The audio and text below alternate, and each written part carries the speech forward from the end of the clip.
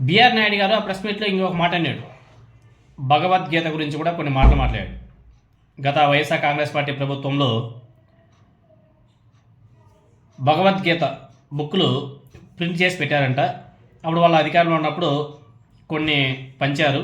తర్వాత అధికారం పోయిన తర్వాత అవి ఇంకా స్టోర్లోనే ఉన్నాయంట. వాటిని ఇప్పుడు వీళ్ళు పంచడం లేదు. ఎందుకు పంచడం లేదో మనకైతే అర్థం కావడం లేదు. కానీ దాని మీద కూడా బిఆర్ నాయుడు గారు ఆయన నోటుకు వచ్చేట్టు మాట్లాడుతున్నారు. ఇవి ఏమైంది, స్టోర్లో ఉన్నాయి కదా, వాటిని పంచవచ్చు కదా, తప్పేముంది. ఆనాడు వైసీపీ గవర్నమెంట్లో చాలా ప్రెస్టేజెస్ తీసుకొని అందరు కూడా పంచాలి, అందరూ కూడా తెలుసుకోవాలన్న ఉద్దేశంతో బుక్లు ప్రింట్ చేశారు. ప్రింట్ చేసిన వాటిని వాళ్ళ హయాంలో కూడా పంచారు. ఇప్పుడు మిగిలిన వాటిని మీరు పంచండి.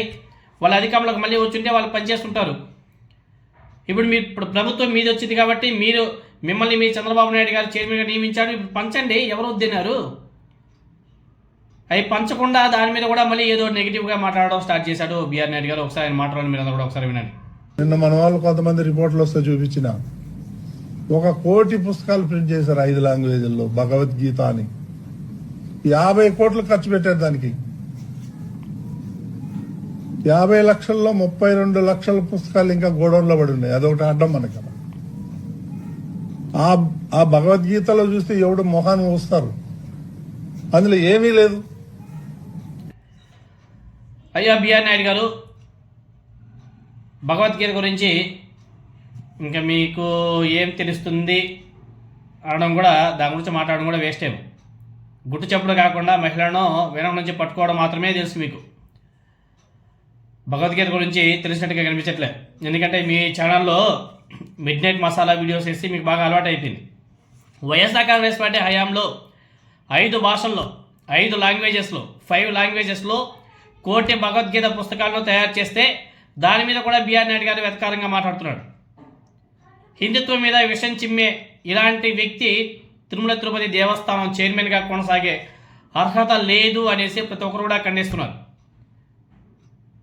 దాంట్లో కూడా ఏంది మరి అంత వెతకారంగా మాట్లాడవలసిన అవసరం ఏమొచ్చింది? పంచచ్చు కదా, ఇవ్వచ్చు కదా, దాంట్లో ఎందుకు మరి అంత వెతకారంగా మాట్లాడాల్సిన అవసరం ఏముంది? అదేవిధంగా బిఆర్ నాయుడు గారు ఇంకొక మాట అన్నాడు. నాకేం పని లేదా, నాకు కూడా హైదరాబాద్లో చాలా బిజినెస్లు ఉన్నాయి, బిజినెస్ కూడా చేసుకోగలను నేను, నా మీద బురద చల్లుతున్నారు, నాకే పని బాట లేకుండా వచ్చి నేను తిరుపతిలో కూర్చున్నానా, అది ఇదని చెప్పేసి ఇంకేదేదో మాట్లాడేస్తున్నాడు.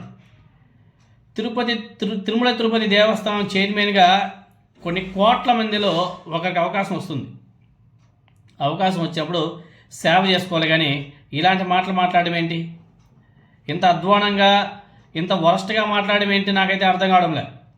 ప్రతి ఒక్కరు కూడా ఖండిస్తున్నారు, చాలామంది ఖండిస్తున్నారు. ఒకసారి బిఆర్ నాయుడు గారు ఏం మాట్లాడు ఒకసారి మీరంతా కూడా వినండి. పనులన్నీ వదిలిపోయి నేను తిరుపతిలో కూర్చోవాల్సిన అవసరం నాకు లేదు. నాదేమి బతుకు తెర కూడా కాదు. నా బిజినెస్లో నాకున్నాయి హైదరాబాద్లో. ఇక్కడ ప్రతి ఒక్కరు కూడా ఖండించేది ఒకటే, మీకు తీరిక లేకపోతే తిరుమల తిరుపతి దేవస్థానం తిరుమల తిరుపతికి మీరు సేవ చేసే అవకాశం మీకు వద్దనుకుంటే, సేవ చేయడానికి మీకు తీరిక లేకపోతే తప్పుకోండి అని చెప్పేసి ప్రతి ఒక్కరు కూడా అడుగుతున్నారు కదా. రాజీనామా చేసి వెళ్ళిపోయి మీకేదో బిజినెస్ ఉన్నాయంటున్నారు కదా, బిజినెస్ చేసుకోవచ్చు కదా.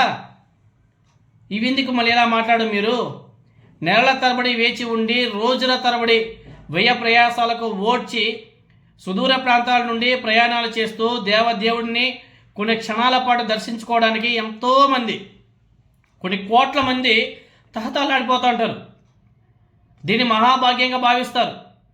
స్వామివారి సేవ కోసం వేల మంది నిత్యం పోటీ పడుతూ ఉంటారు. ఫ్రీగా సేవ చేయడానికి లక్షల కోట్లలో ఉన్నారు జనాలు.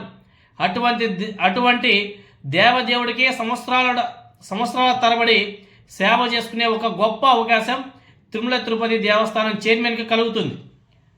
ఇది అందరికీ దక్కదు. ఎంతో అదృష్టం కలిసి రావాలా.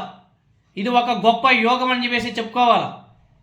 అటువంటి గొప్ప బాధ్యత, అదృష్టంతో కూడినటువంటి పదవిని చేపట్టి నాకు ఇది ఒకటే ముఖ్యం కాదు, నిత్యం ఇక్కడ ఉండడానికి నాకు అంత తీరిక లేదు, అంత అవసరం కూడా నాకు లేదు, పక్క రాష్ట్రంలో నాకు చాలా వ్యాపారాలు ఉన్నాయి అని చెప్పేసి బిఆర్ నాయుడు గారు అనడం చాలా శోచనీయం, చాలా దుర్మార్గం.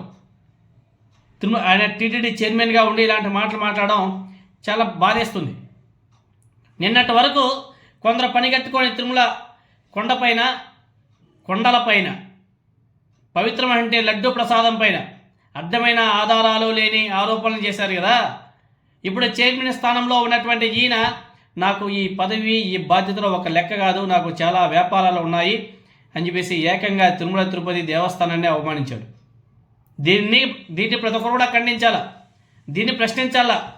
మొన్న ఎవరో సాధువులంతా వచ్చారు కదా, పొలోమని వచ్చి మాట్లాడారు కదా, వాళ్ళంతా వచ్చి ఇప్పుడు బిఆర్ నాయుడు గారి మాటలని ఖండించారు. దేవుడు మతం అనే వాటిని కేవలం వ్యాపార దృష్టితో మాత్రమే చూసేవారిని కాస్త దూరం పెట్టాలి. నారా చంద్రబాబు నాయుడు గారు, పవన్ కళ్యాణ్ గారు, నారా లోకేష్ గారు, మీరు ఎటువంటి వ్యక్తికి టీటీడీ చైర్మన్ ఇచ్చారో ఒకసారి పునరాలోచన చేసుకోండి.